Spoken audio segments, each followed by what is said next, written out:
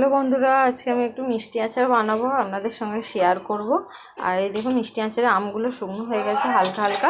এবার এর মধ্যে অনেক রকম মশলা আছে, আমি ভেজে নেবো। যেমন জিরে আছে, ধনে আছে, মৌরি আছে, পাঁচফোড়ন আর একটা তেজপাতা, শুকনো লঙ্কাগুলো এবার হালকা কড়াইতে ভেজে নেবো, হালকা করে ভেজে নেবো। মশলাগুলো এবারে হালকা করে ভেজে নিয়েছি। এবারে এটাকে মিক্সিতে গুঁড়ো করে নেবো। এবার কড়াইতে একটু সর্ষে তেল দিয়ে দেবো। এবার আমগুলো ভাজবো, খুব বেশি তেল না, হালকা তেল দেবো।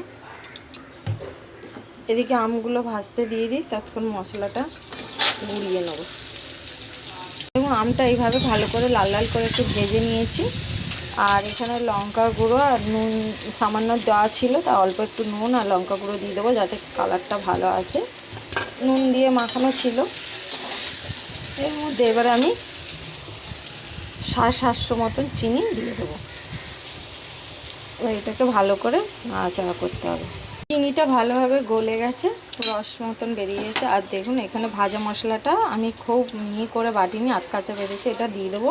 অল্প একটু মশলা রেখে দেবো রয়েছে, ওটা আমি লাস্টে নামাবার সময় দিয়ে দেবো। এইটাকে এবার ভালো করে নাড়াচাড়া করতে হবে। যত ভালো করে এই রসটা ভালো করে শুকনো হবে, তত আচারটা অনেক দিন থাকবে।